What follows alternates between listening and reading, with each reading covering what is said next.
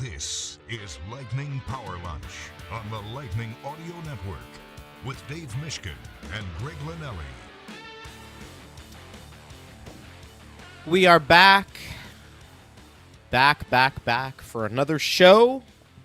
Partner, it's great to see you as the hockey season continues in this marathon. We have lots to discuss, whether it's local, whether it's national. We were talking off there a little bit about Toronto and Florida and what transpired there. I sent you and Steve some funny AI-generated clips of Mitch Marner and You didn't do Austin that from Matthews. scratch? I'm so disappointed, Greg. You know, those gave me the biggest chuckle, but, you know, with today's technology, I mean, you have to expect that. And for Toronto, another year that they don't get the Stanley Cup. However, partner, I thought, and, you know, maybe we can start here, because it does dovetail into the Florida Panthers and how good they were. And was this more about just the way the Panthers have been playing and how good they've been playing, more so than any type of collapse we saw with Toronto, or even to a lesser extent with the Tampa Bay Lightning? And that is, you had kind of telegraphed this before the series started between the Panthers and the Lightning, that it is hard to down the Stanley Cup champs. It really is. There's something to be said for it. But that doesn't mean it can't happen. We've seen that over the years. It's really hard to repeat. Lightning are one of the few teams who have done that recently, obviously. But I think what's been impressive about the Panthers, and then I'll kick it to you, it's not that they've been a difficult out in these playoffs. I think there's something about a champion's dinner that makes it hard to eliminate them.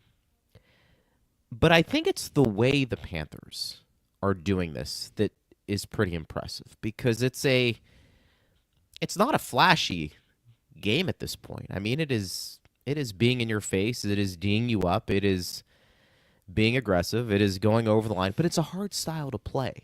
And to do that consistently at the hardest time of the year, I think is pretty impressive. And they are doing it. And I'm wondering, well, we know the answer to this. The Leafs and their organization, specifically their fans, aren't reflecting on that part. They're just looking at it as another year, a choke job. But I think you do have to take a step back and say, man, this is pretty impressive. This Florida team right now is clicking. So you're right. It's hard to play this way for an extended period of time, which is maybe one reason why the Panthers really weren't playing this way for much of the regular season. So I'm probably going to say some stuff that our regular viewers have heard me say, but maybe somebody hasn't heard me say it before, so I'm going to say it again. I believe that the Panthers could get to this championship level that helped them win a championship last year and helped them get to the Stanley Cup final 2 years ago. What surprised me was, at least in the Lightning series, that they got to that level right off the bat. And I'm basing this a little bit on what we saw from the Lightning. When they went back-to-back in year 2 and then they got to the final in year 3, they took a little time to kind of get their game to the level that it needed to be at. Specifically in the first round, they were a little weaker, honestly. I mean, they weren't so weak that they lost. Right. They got through the first round in both those years, but it took them a little time to ramp up. The Panthers took no time to ramp up. They were ready to go from the opening faceoff of Game 1 against the Lightning. Right. That has been very, very impressive. And they did flip the switch. There's no question. So what happened in the Toronto series? So in the Lightning series, I thought the Panthers defended mostly at a championship level for all 5 games. They had a few blips here and there. That's going to happen. I mean, they're not going to shut out the opponent every single game. They're not going to limit mistakes to 0 every single game. But relative to their opponent in a lot of these games, they're really limiting mistakes. And they're very hard to play against, too. So, I mean, they're punishing you physically. But in addition to that, they are really taking away your time and space. You don't have to be a dominant physical team to be able to do that. I mean, the Devils did that back in the 90s and the early 2000s in a different sort of way, but it was a little bit like skating in quicksand. And I think that the Panthers have that in them. So the Lightning won Game 3 in that series. They won Game 3 in that series in part because the Panthers, they didn't make a lot of mistakes. They made a couple of mistakes, and I think the key was the Lightning got the lead. And once they got the lead, the Panthers had to press a little bit more. And when they had to press a little bit more, it opened things up. It got them out of their lockdown mode. And so the Lightning ended up winning Game 3. I said after the series was over, actually, I felt Game 5 might have been the Panthers' weakest defensive game, just in terms of number of chances they allowed. They had to lean on Bobrovsky for some big saves, but they were still very, very good in that game. And they won the series, let's be honest, convincingly 4-1. They go into the Toronto series. I don't know if it was a carryover effect from what I saw in Game 5, but they were not good defensively at all in Game 1, and the Maple Leafs took advantage. And they were better, but not really at the level they needed to be at in Game 2, and they lose 4-3. And last week I was talking about watching them. It almost like their game snapped to attention halfway through the first period of Game 3 when they were down 2-0. And it was like it was almost like they hit the turbocharge button, right? The turbocharge button for no more chances against, and we are going to work on the forecheck, and we're going to make the other team really, really uncomfortable. And throughout the rest of the series, in the second period especially, the Panthers were dominant. Doesn't even do justice to the word dominant. That's how much they outplayed the Maple Leafs in the second period from games 3 through 7. You can go back and look. They didn't always outscore the Maple Leafs. In fact, in Game 6, it was scoreless. But if you look at possession, you look at how they made the Maple Leafs pay for the long change. They couldn't get their guys off the ice, Toronto. Long sustained shifts in the Toronto end. It was just domination. And honestly, for the final games 4, 5, 6, and 7 for sure. And I would include most of Game 3. The Panthers look like the Panthers that the Lightning saw. So what happened? The Panthers won 4 of the final 5 games as a result. What happened in the one game that Toronto won, though? And this is where I'm going to lead into maybe what Carolina is going to need to do in this series, and they've already lost Game 1 at home. What happened in Game 6 was Toronto matched what Florida was able to do defensively. And I am becoming more and more convinced that that is going to be, barring something weird happening with the Panthers, where they have some kind of drop-off like they did at the beginning of the Toronto series. I don't expect that. They're closer now. Like, blood is in the water, right? They are 7 wins away from going back-to-back. I don't expect them to have the sorts of breakdowns that we saw at the beginning of the Toronto series. So if that's the case, what does the opponent need to do? The opponent needs to match what Florida is doing defensively. And to Toronto's credit, in Game 6, the Maple Leafs did that. So yeah, they got dominated in the second period of Game 6 possession-wise. But if you actually watched what happened, they held their structure. They protected their goalie. There were not a lot of grade A's. They battled. Like, they hung in there. It was ugly, but they got through it. And then you get to the third period at 0-0. And honestly, look, it's Matthews shooting the puck on the goal that gave Toronto the lead. That's not a great goal for Bobrovsky. Beats him 5-hole. Like, we've seen Matthews score. He's got a great shot, but I've seen him shoot the puck harder. And I kind of felt that was an iffy goal for Bobrovsky. And now Florida's down 1-0 in the third. They have to press. They give up a 2-on-1 for the second goal. But the key to the win wasn't Matthews scoring the goal. The key to the win was Toronto matched what Florida did defensively. And honestly, in the middle 3 games of the Lightning-Panther series, the Lightning were pretty much able to do that too. Yeah, they were. The 2 games that they lost in the middle 3, they lost basically 1-0 in Game 2, and Florida had an improbable rally at the end of Game 4. Right. Which the Lightning have to own. They didn't see it to the end. But those games were close because the Lightning raised their defensive level to where the Panthers' level was. And when that happens, Florida's regimented enough. The Panthers are not going to deviate from that unless they absolutely have to because they're down. Yeah. But they're like, we're continuing to D up. We're not going to risk defense for offense, and we're content playing 0-0. But when it is 0-0, when it's 1-1, and the other team is defending as well as the Panthers, it becomes more of a coin toss. Mm-hmm. And when you have a stud like Matthews who can shoot the puck in, it came down to one play, basically. I mean, that was the play offensively of Game 6, a game that was just a low-chance game.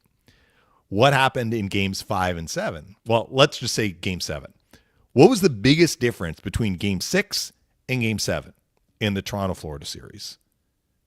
The biggest difference was Florida, while Florida maintained that high defensive level, Toronto didn't. Yeah. Toronto didn't. Now, they had the pressure and the demons, if you will, Game 7 at home. They didn't get off to a great start, but it was 0-0 after one. And it looked like maybe they were getting their game in shape. What happens early second? 2-on-1. Seth Jones. Goal. What happens on the second goal? Lundell wide open in front. Yeah. On a rebound. Goal. Now it's like, uh-oh. Right?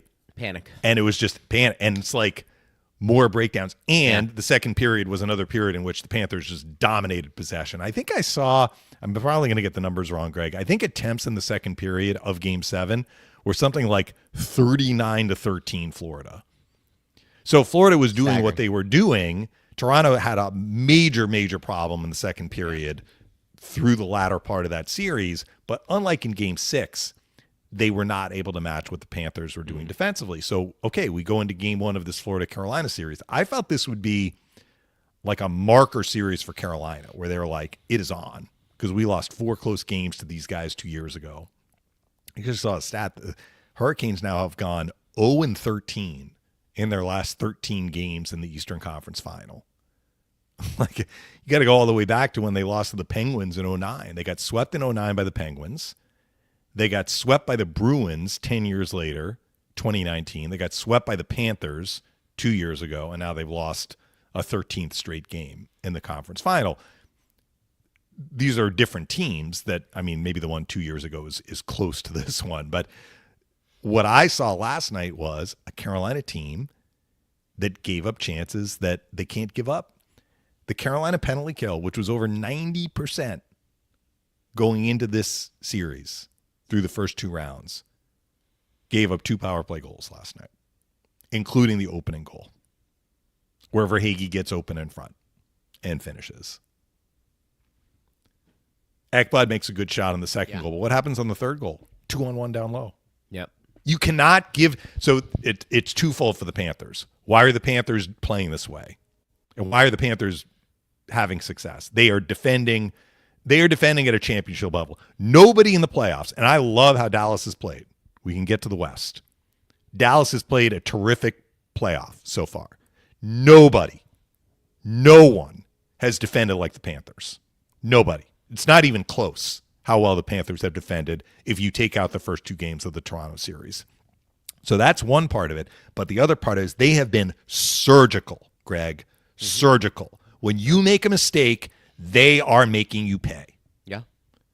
So for Toronto fans, Toronto media, Toronto management, it's kind of the same question that Julian had to absorb after the Lightning lost.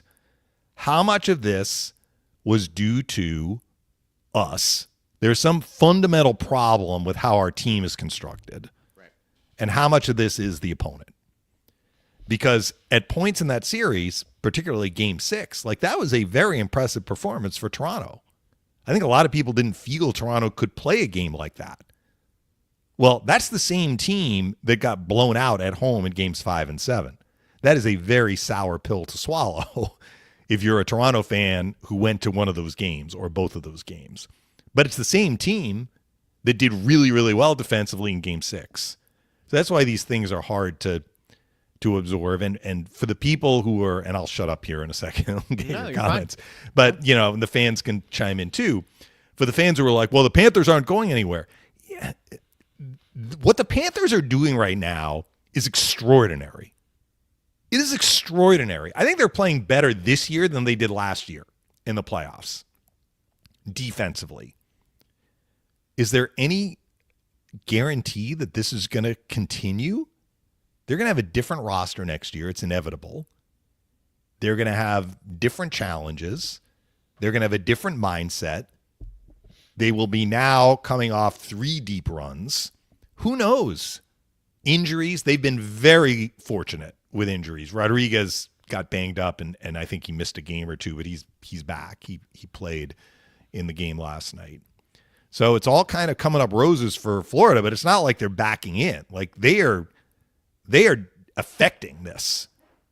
And so what I've seen from the Panthers in this playoff, I think it's way, way more about them than the opponent. Without excusing what has gone on for the opponent. But they are basically forcing the opponent. It's like, match us. See if you can match what we're doing defensively. If you can, good for you. We'll play this out. Low chance. And take our chances that we're going to make the play.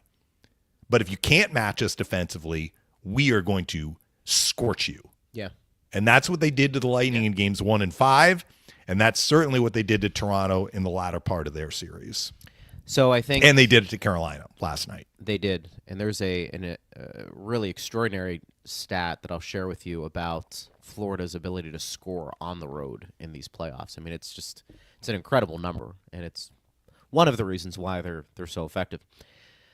A couple of things that you had mentioned, whether we think Toronto is going to blow things up or not because of their situation and coming up short in the playoffs, that may happen anyways, because I don't know if they're going to bring back Mitch Marner. That might just be an easy, look, this gives us an out not to bring back the core 4. And this wasn't just 1 year. I mean, we have Correct. to acknowledge going back to 2017 now. It's 8 seasons and listen, with this group. It's a little bit. Tavares wasn't there at the very beginning, but correct. You know what I mean. And that's a decision too that they have to make because of his age. But I think this is something that every team faces, partner, when it comes to when you finally build a championship level roster or you perceive it to be one. You do have a window. What do you do with that window? It's almost like on a micro level, what do you do in a game when you start getting momentum? Do you go up 1-0 or do you keep it 0-0 and then the next period starts and that momentum goes away? Look at some of the teams who have had a core that have been able to capitalize. Look at teams that haven't been able to capitalize. The ones that come to mind right off the top, we've seen it from Tampa Bay, Pittsburgh. We've seen it with the Kings. We've seen it with the Blackhawks. But then look at the teams that never broke through. The Winnipegs. Mm-hmm.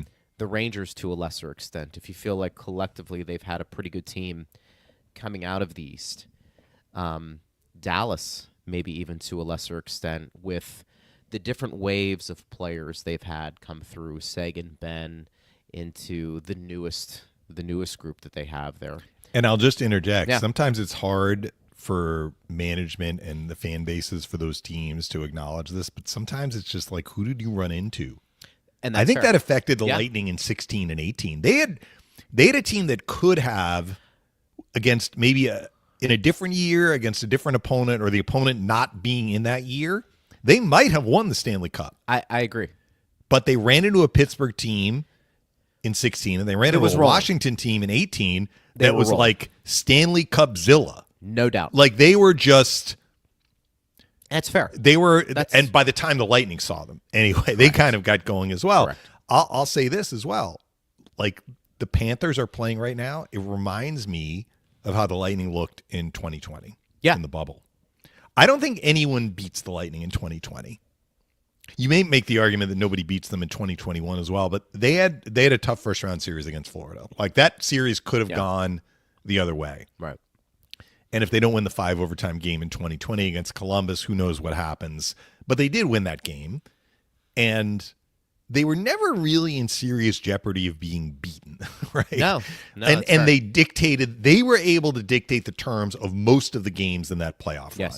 So this is kind of what we're seeing from the Panthers. Yes. Sorry, you're go right. ahead. No, but like for the Dallases and the it's teams that you mentioned, like sometimes they're just running into for sure the wrong team. you run into in the that, wrong year. You run into that team who's pretty hot. But the point still being that at some point, every team, I mean, even the Sabres at some point, it may be 5 years from now, maybe 10 years from now, maybe in a couple of years, they're going to get a core. And maybe they're going to make some noise. But you're going to have a window. With the way the cap era is, what do you do with it? And the Panthers, the Lightning, the Penguins, to a lesser extent the Caps, have done a pretty good job of keeping those windows open, winning cups. Toronto, not so much. The second point, and this is hard to quantify, but I'm curious what you think, because I do think in hockey it's less noticeable about coaching than it is maybe in other sports. But how much of the Panthers being buttoned up defensively and playing with that edge and being consistently good for the most part game in and game out in the playoffs at that portion of the game stems from their head coach, stems from coaching, meaning we're playing pretty disciplined. But being disciplined, you've got to want to do it. And you also have to probably have a coach that is harping on those details that you had mentioned. You mentioned surgical, and I think some of that too is the way when they do get their chances, they're capitalizing. But surgical can also mean, are you positioned in the correct place defensively? Are you not chasing or cheating somewhere? How much of that is coaching? Well, and I think Carolina, when Carolina is going well, Carolina plays that way. I read an article where Brindamore was talking about what we're doing right now and doing really well is attention to the details. He didn't say attention to detail, but detailed play. They got away from that a little bit last night. It's hard to maintain. I think Paul Maurice. So there's no question he changed kind of the identity of the Panthers when he came in as head coach, and it coincided with Tkachuk coming in too, which just he's such a big personality the team was going to kind of take on a lot of his personality just based on the force of his personality. But if you recall in the 2022-2023 regular season, and that was the year the Panthers got in as the 8th seed and got to the final loss to Vegas. Like it took the Panthers about half a season, maybe a little bit more than half a season, to adjust the way they wanted to play. Not too unlike how the Lightning made an adjustment in 2019-2020, where they tried to. That was a little bit more of a mind shift change rather than actually like, let's change the way we are attacking the offensive zone. Let's change the way we want to play. But Paul Maurice came in with a very clear idea of how he wanted the team to play. And once it kind of clicked in, like from the All-Star break in 2023 on, I mean, I'm not sure there has been – the Panthers didn't have a great regular season this year, so this is probably a faulty statement. But, like, if you just look at the last third of that regular season, playoffs 2023, playoffs 2024, and playoffs this year, there has been no team that has been as good at doing what they want to do and imposing their will on the other team in big games than the Panthers. Yeah. And so, I think you're right. I think it does stem from that coach. They have buy-in, but also it's a lot, I shouldn't say easier, but buy-in becomes more sellable when you have success. Yeah. So it's like the coach is like, we want to do it this way. Right. Let's do it this way, and then you win. But as Chief I read so I'll just share this one anecdote. Yeah. I just read it quickly, and I think it wasn't even an article. It was a throwaway comment that Nate Schmidt, who's a first-year Panther, so he's new to the team this year, and Nate Schmidt was saying, like, I made some play early in the season, and basically, like, Bennett and Tkachuk came to him and was like, we don't do that here. I'm like, it wasn't. He didn't back off a hit. I don't mean that. Right, But it was like some kind of a high-risk play. Maybe a pass, right, or something. Yeah, he's like, that's not part of how we want to play. Yeah. It was Bennett for sure. I said good job. I mean, it wasn't the two guys who stir the pot the most. Or if it was them, it wasn't about stirring the pot. It was just, this is our culture. You're going to learn how we want to play. Did Bennett hit him? To fit in. By the way, sidebar. Yeah. From what I didn't watch the whole game last night, but the part I watched, the Hurricanes were making contact with Bobrovsky. Like they were in on him. Svechnikov gave him a dirty elbow, skated through the top of the crease and kind of went out of his way to hit him in the head. Yeah. So we'll see if that continues. The Panthers clearly were not happy about it, but it's kind of like this is how Carolina, like, look, we're in the Final Four now. Yeah. It's like all bets are off. They're going to call us on it, which is kind of the Panthers mentality. Right. It is. They push the envelope. So Carolina, which doesn't really, I don't think the Hurricanes really play that way typically, but I saw it from them last night for sure. Bennett's a heck of a player. Bennett is a great player. He's a heck of a player. I mean, he really is. Anybody would love to have that guy on the team. Does he He's cross a free the agent. line? Yeah. I mean, that would be. So this was from NHL.com. Panthers have scored 38 goals in their first 8 road games this postseason, tied with the 2022 Avs for the most in NHL history. Yeah, and so here's the question, Greg. I mean, like, they deserve credit for making the plays, but how many of those goals were scored directly as a result of the opposition making a huge critical mistake?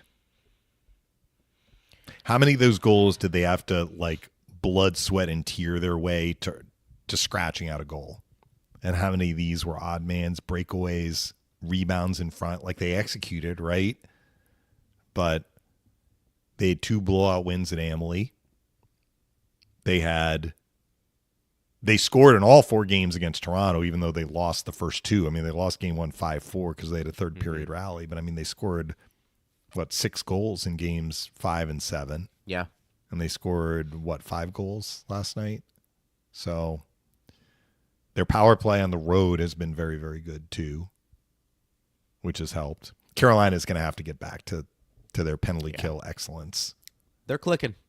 This is what it looks like. There's no question. We spent the first 25 minutes talking about the Panthers, but I mean, they deserve our attention because what we're seeing right now is extraordinary. We really are.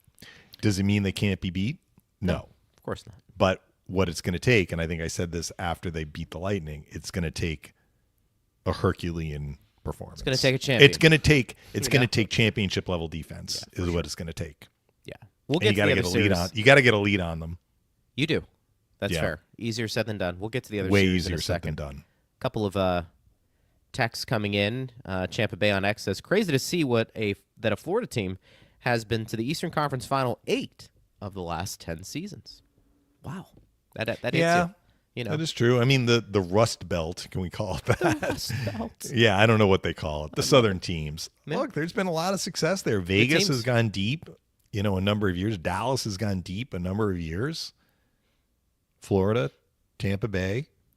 Is Carolina, impressive. Is Carolina considered in that? I mean, it's a Southern team, but they've been to 2 conference finals now in the last 3 years. Partner, I'm sure somebody will correct us and let us know. Yes, probably so. And Shorestein says on X, I thought I saw more from one Carolina power play than I did from the 20 Lightning power plays. So a little maybe shot at the special teams and the execution there, partner. Well, I may have watched that power play that the fan was talking about, which did not yield a goal, but they had a lot of movement to it, and Bobrovsky had to make some saves, which he did. Carolina did outshoot Florida yesterday. I think final shots were 33-20, but here's the point. Like, by early in the second period, the Panthers are up by 2, and Carolina never got any closer. So one of those power plays came when it was 3-1, and they could have gotten back to within 3-2, and they didn't score.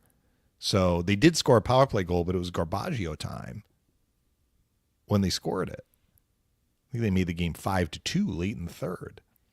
So the Lightning struggled on the power play against Florida. There's no question. Would the power play have looked a little different, though, with Oliver Bjorkstrand healthy? Or just able to play? I think it would help. It would have helped. Of course. Yeah. Of But course look, it that would. was part of the key to the series. The So Lightning's we're- power play let them down in that series. We're a few weeks removed from the Lightning losing. You and I talked about the next year, maybe things they need, don't need. Has anything resurfaced more for you about this Lightning team in terms of what you would like to see addressed, if at all possible, in the offseason, knowing Yeah. that, look, a lot of this is out of our control, but to your point, was this more about Florida than any shortcomings with this Lightning team, which is what basically Julian said. I like our team. Yeah. We're not going to have drastic changes. Well, that was just the understatement of the year, Greg, when you say a lot of this is out of our control. All of this is out of our control. Oh, we no, were I not the have general control, manager. Dave. I have Okay. control, Dave. Do you have the special hotline to Julian's Hold on. office phone? Yes, that's right. So I think two things have crystallized since the series ended, and one of them we heard right after the series ended, which is exactly what you said. Julian likes his team. Does that mean every player is going to be back? Probably not. I mean, it's very rare to bring back the exact same team, as Jack Michaels told us when we talked to him after the Four Nations about Winnipeg. He's like, they brought back it's the exact same team, and then they added a couple of guys at the deadline. Usually there are some changes for every team. Players move on, contracts end, prospects grab a spot, whatever. But it sounds like we're going to be seeing much of the same team next year. And Julian, as we said, was placing more emphasis on what he saw over 6 months and 82 games than 8 days and 5 games. The other part has been what the Panthers have done. The Panthers have now done this to two teams, the Lightning and the Maple Leafs, who were regarded as two of the top teams in the NHL based on where people viewed them finishing up the regular season. And I would call it a decisive Game 1 win against Carolina. So if this continues, this lends more to the argument about it really was the opponent, and the Lightning had some bad luck having to face that opponent with some injuries, which was not ideal. And the other part of it, Greg, of course, is that the Panthers didn't take any time to rev up their engine. Their engine was humming right from the get-go, which, that, as we've said, that doesn't always happen. Fair. So I don't really have an opinion about what the Lightning need to do because, first of all, I'm listening to what the general manager is saying. And also my opinion doesn't matter. But what the general manager was saying is he likes his team. So I would be surprised if there are any major changes. Having said that, if somebody calls Julian and makes an extraordinary offer that Julian's like, I can't not look at this, who knows? But I don't think he's going to initiate anything. Yeah. If something's there, I'll just say on the record, I know, look, this guy gets a lot of flack in Toronto. I think Mitch Marner is one of the best players in the NHL. I mean, for the people who are like, whoa, playoffs, he's not physical enough. Like, he's not a physical player. Mm-hmm. He's not. He's not going to out-muscle a guy, but he's very crafty. He wins his puck battles. And if you recall me saying last week, Greg, and early in the series, he was making plays leading to Toronto goals. Yeah. Wristing pucks from the point. He's a very, very crafty, smart player. Now, he made some defensive mistakes in the series, but he wasn't the only one. And to this argument that, like, he's not championship medal. Well, last time I checked, he was on Team Canada for the Four Nations face-off, a team that won that tournament, right? And had not an insignificant role on that team. So I don't know if he's going to return to Toronto. I don't know if they can make the money work. I don't know what he wants. Maybe if he leaves, what sort of team does he want to go to? Does he want to go to a team that can pay him basically the max and be on a team that's going to struggle to make the playoffs? I think. Does he want to go to a competitive team that may not be able to pay him as much? Who knows? I mean, the thing is, if he'd have to go to a team that is playoff contending or close to it or championship aspirations, probably. Are you taking a pay cut?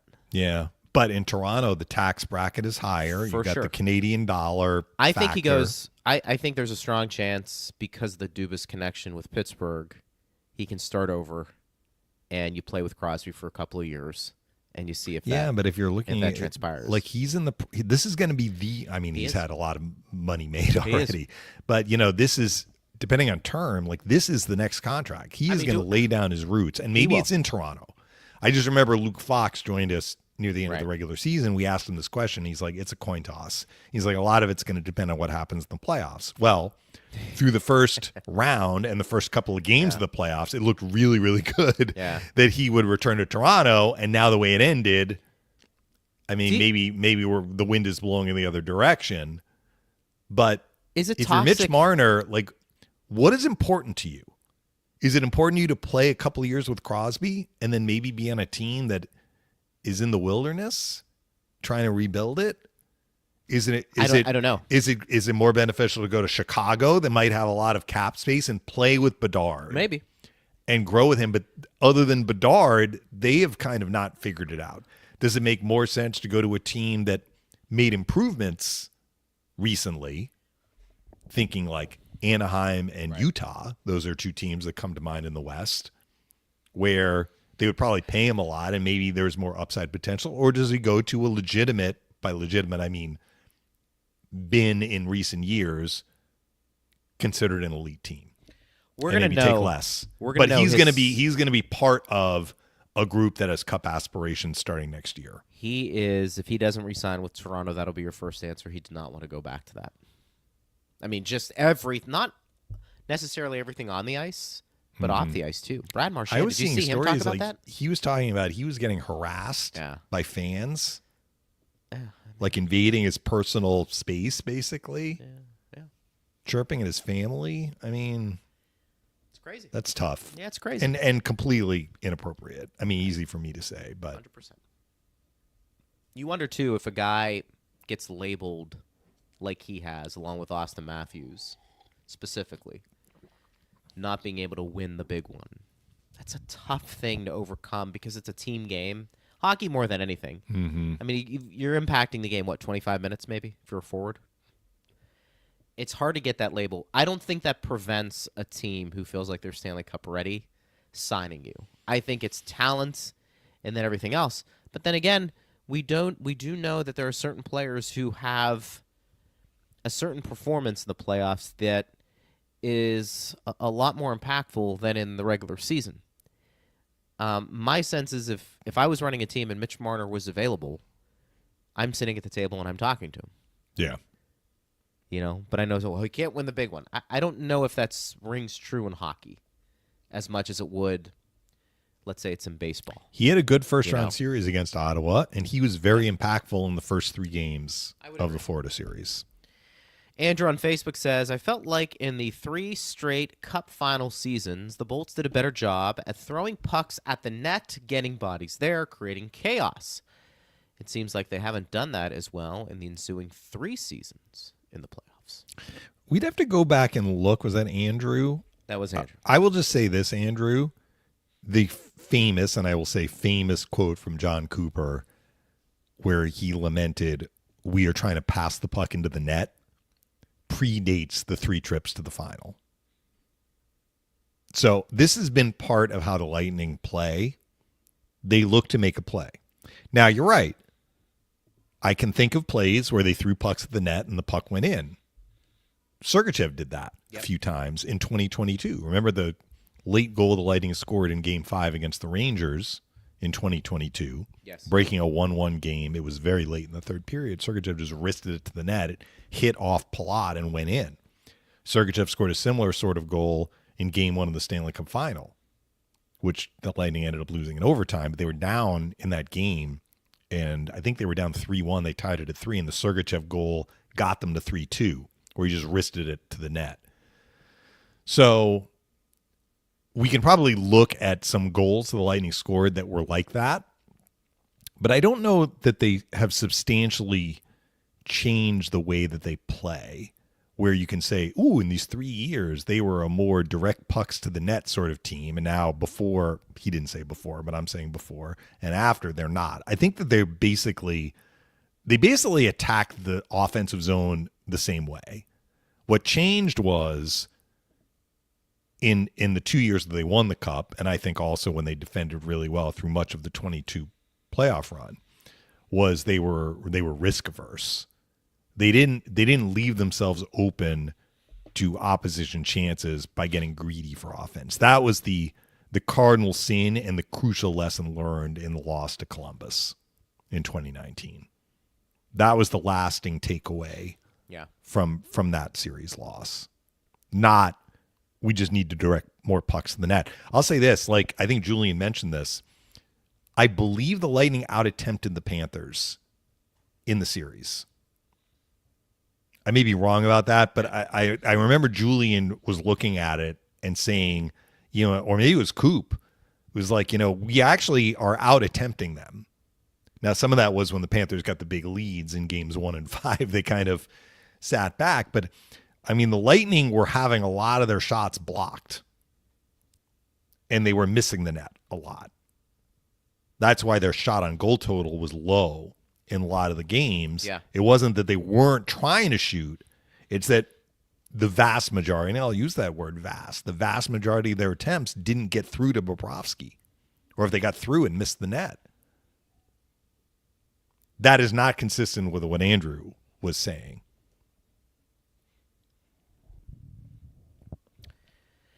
Makes sense. And I want to get to this one before we get to the West, because I know we'll get to the West. Jim had our good friend Jim in Jacksonville said, John Cooper's right, just qualify for the playoffs as anything can happen after that. This year is another example. Of the 4 remaining teams, they are ranked in their overall points 5, 9, 10, and 11. I like the Panthers' strategy on resting a lot of players during the last couple of weeks of the regular season. Your thoughts? Looks like it'll be Florida and Dallas in the finals. Let me just answer that briefly, and then you can chime in, partner. You have brought up this point, especially as we came towards the end of the regular season, when that question came up about resting players. They just couldn't do it, right? Because of cap issues. And the reason the Panthers could do it was Tkachuk was on long-term injury. There you go. I mean, look, they had to play 2 months without him, and he really wasn't the usual Tkachuk. Yeah. He was good, but he wasn't at peak Matthew Tkachuk level in the Lightning series. So, I mean, they paid a price for missing him for 2 months, but that did allow them to rest some of their players. Navigating the salary cap in many ways is just as impactful as what you do on the ice. And I don't fault the Lightning for being up against the cap. They were dealing with what they had.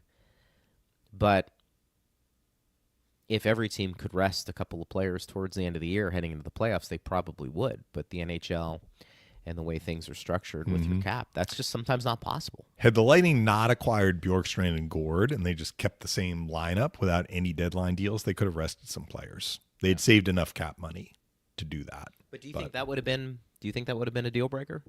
If the Lightning had been able to rest key guys heading into the postseason? No, because I mean the injuries. First of all, it wouldn't have helped Cirelli hurting his knee in Game 1, Gord breaking his finger in Game 1, Hagel getting concussed in Game 4. I mean, all that happened after the series started, and the Bjorkstrand, like, would they have rested Oliver Bjorkstrand? It was just it was just a body check that had a horrible, delayed effect where he had the bruise that turned into compartment syndrome. That was really bad luck. Glendening got hurt in the last week of the regular season, but would they have rested Luke Glendening when he had been durable and basically played all year? It's just, you play a physical game. It's when are these injuries happening? The Lightning had bad luck with some of their injuries. And Jim's overall point about, like, just get in. Well, all right.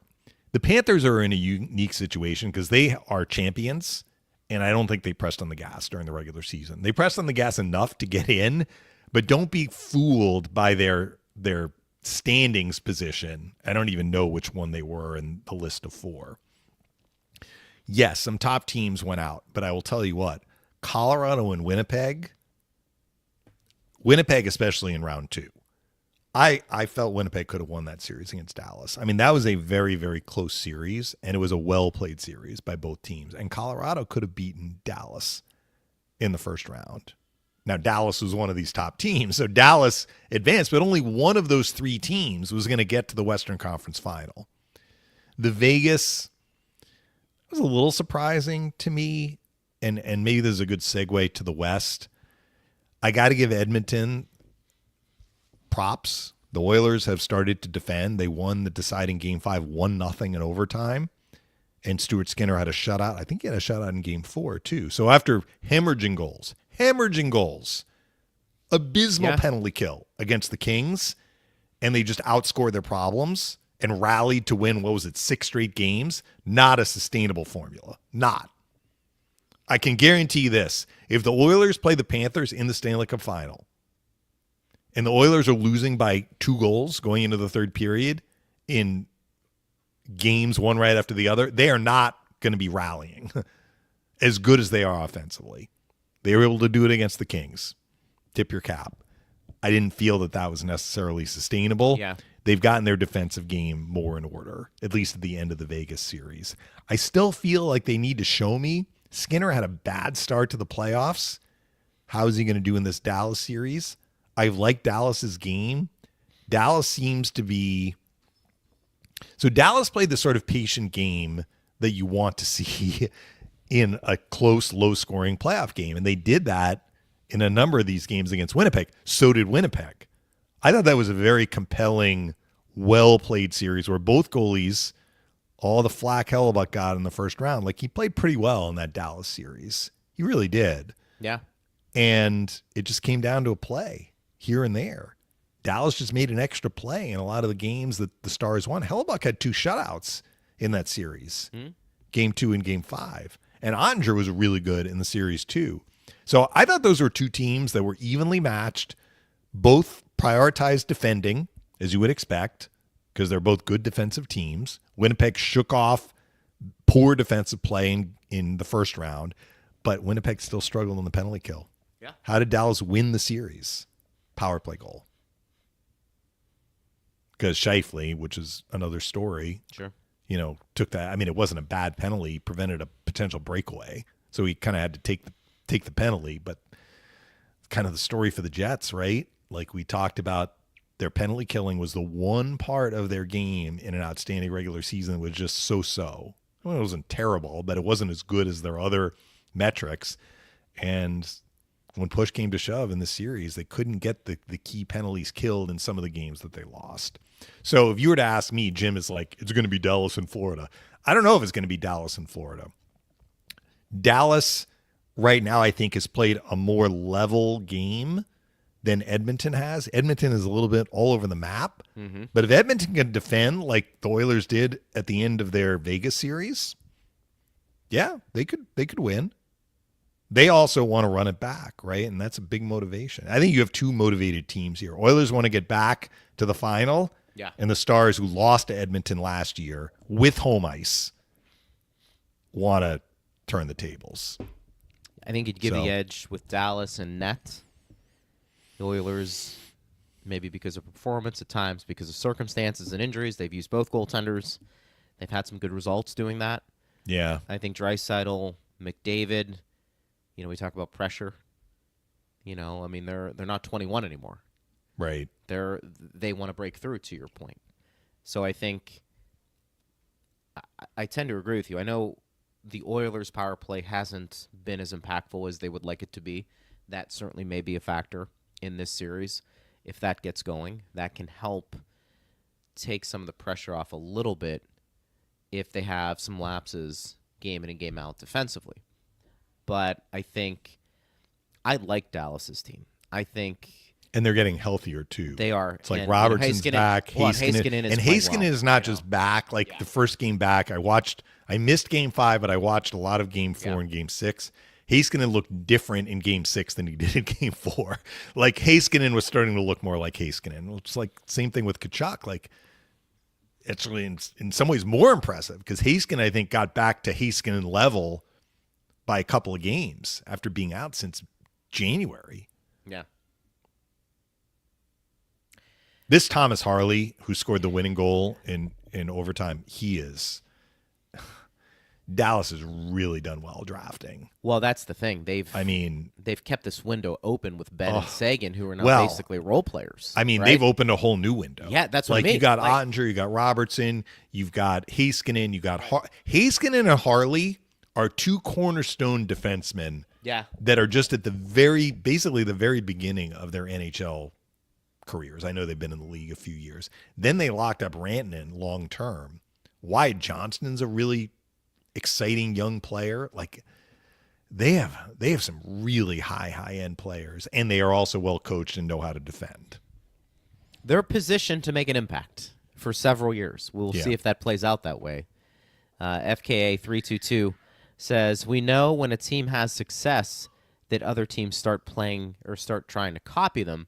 What might other teams start trying to copy from the Panthers? If they can clone Sam Bennett, and then I understand what he's saying, because we've seen trends in the NHL for every team, whether it's everybody needs his skates, whether it's the power play, the way that's configured, and dropping the puck past in the back and having a player come with speed through the neutral zone into the offensive side. We've seen tactically things change. I think, partner, in terms of doing what the Panthers do, I think that comes down to a couple of things. A coach who's willing to play that style, and then having the players have the discipline to do it. And I think that's harder. Is that a trend? I don't know. I think that's probably trying to find a right mixture of coaching and players to buy into that system. I mean, the Panthers could play a more wide open style. They have the personnel to be able to do it. I'm not sure. So what I take out from what the Panthers have done is not that they're in your face and they, toe the line, which they do. I mean, that's part of how they play. But the bigger takeaway for me is how incredibly structured they are and how tight they are to the opposition players. They give the opposition players no time and space. And they are physical on them too. So could that be a mode that other teams want to emulate? I think a lot of teams want to emulate that. I mean, that's why you have said, Greg, repeatedly, offense wins games, defense wins championships.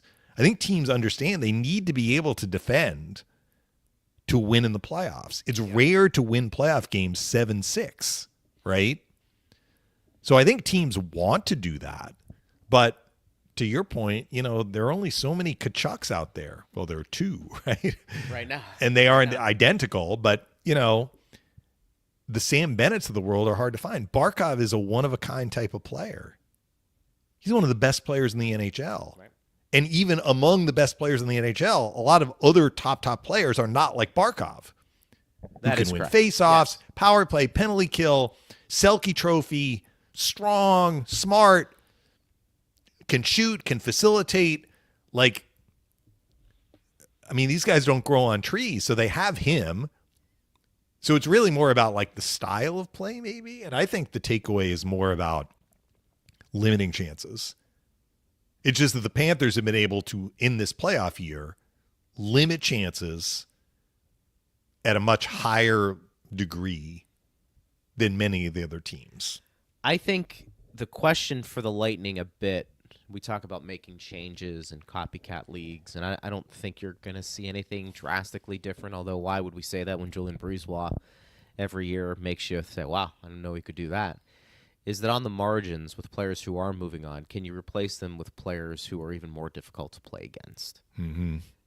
Maybe you're not finding more scoring because you've addressed that at the trade deadline, but can you find something more, let's just say guys who are moving on, whether it's the back end or whether it's the fourth line, more attuned to play the way we're seeing here in the playoffs where there is structure, discipline, not going to take a lot of risks, and they're going to play a certain style that helps you win games when it matters the most. And maybe that's where you can make a difference. Ryan says, the Lightning are obviously a great regular season team. Julien Brisebois is right to acknowledge it too. But based on your comments about the Panthers making the adjustments to their team and style to succeed in the playoffs, do you think the Bolts will do something similar? No, I don't. I think Julien is building the team based on the team that, you build it based on your personnel in part. In other words, the key players you have on the team. And you kind of build the team that you want to build, play the way you want to play. There's no one way to do it.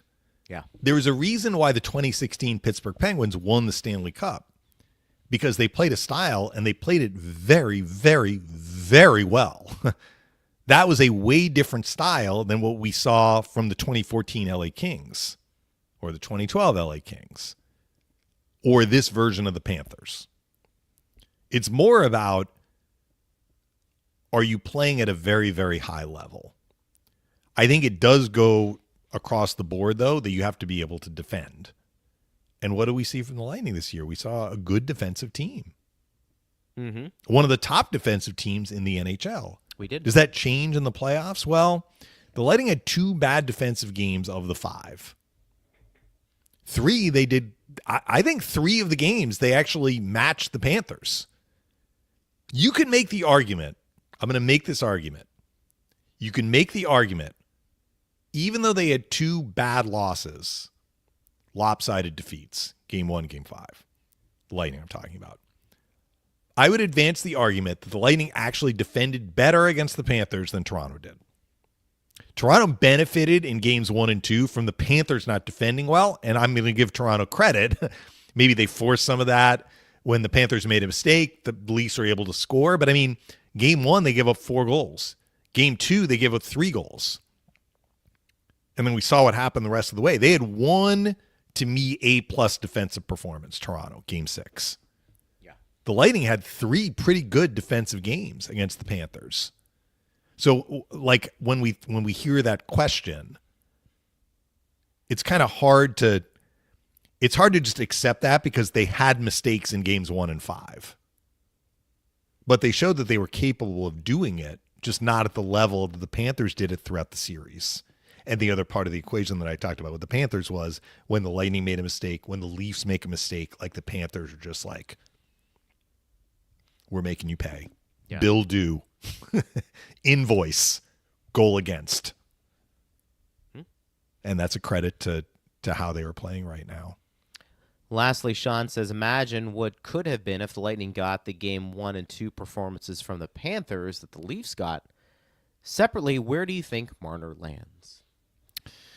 So the Lightning didn't have, I know Julian said we didn't give up anything in game 1. I kind of, when we heard that, I did differ from him. I think it was not so much the number of chances, it was the level of the chances that Florida got and cashed in. So had Florida played a bad defensive game 1, I mean, who knows what would have happened. Had the Panthers not played well defensively in game 2, the Lightning would have won game 2. But, you know, that's why series have ebbs and flows to them. Like maybe the Panthers would have adjusted and won game 3. The Lightning won game 3. So who knows? I think it's a hard question to answer. The series was what it was. In the Lightning-Panther series, the Panthers came out of the gates just right off the bat at an extraordinarily high level, and really for much of the 5 games, they didn't deviate from that. That to me was the key to the series, which checks all the other boxes. Why was the Lightning power play struggling? This is how the Panthers were playing. They weren't giving up anything. And the Lightning were unable to force the Panthers into mistakes, basically. You think about game 3, it took 2 brilliant plays from Kucherov to create 2 of the goals the Lightning scored. Yeah. There was a mistake the Panthers made on a regroup on the Nick Paul goal, the goal that made it 2-1, which was the winner. And then the 4th goal before the empty netter was Glendening on a 2-on-1 because the Panthers were pressing. I mean, that's kind of what it took to break down the Panthers. I know at the time I said Forsling had a mistake. He had a turnover. Sure. But, I mean, Kucherov still had to, stick handle through 2 guys. That's right. Right? And force it to Gensel, who got into a fairly dangerous area. So, I don't know. I mean, I don't think that the Lightning necessarily ever saw the Panthers hemorrhage chances against. That was kind of the fans' point. But I'm not sure if, the Panthers hemorrhaged some chances in game 1, but they recovered. And for the bulk of the series, from early in game 3 through the end, they were back at the level that we saw them in the Lightning series. This one's going to sting with Toronto, though, because Toronto had them down 2-0 in game 3 and 3-1 in game 3 and couldn't hold the lead. Yeah, that's 100%. And as far as Marner, you guys want an opinion? I'll just say he doesn't come back to Toronto. From there, we'll find out. It's up to him. What is does he want out of this next What does part he of his want? career? And maybe it is going back to Toronto. I have no idea. What does he? Maybe he's just like, time for a fresh start. Could be it. If I'm Mitch Marner, though, I have a hard time believing that. I mean, I always look at it less from the money and more from the kind of competition or like striving for glory. And so I may be completely wrong about this, but I would think he would want to go to a team that has a chance to win a cup starting next year. And there are certain teams that just are not, even with him added to the lineup, there are certain teams they're not there yet. Agreed. All right, we're gonna do it again next week. We don't know the time yet, right? We'll I have figure a that busy. I was just looking. I have a busier You're busy? schedule midweek next week, so we're gonna have to. We may have to pre-tape, We'll figure it out. which is on me, but It's all right. we will air it. We will There's no air morning it skate. 12-1. Yeah, we will air it on a day next week, 12-1. We hope that the fans have been able to kind of bob and weave with us as we've Take it all in. as we've picked our day and our time. So Perfect. Partner, great seeing job. you, man. You too. Always fun talking hockey and seeing you guys. Thanks to Steve Erstink, and thanks to everybody who listened to our show. We'll be with you again at some point next week. You've been listening to Power Lunch on Lightning Radio.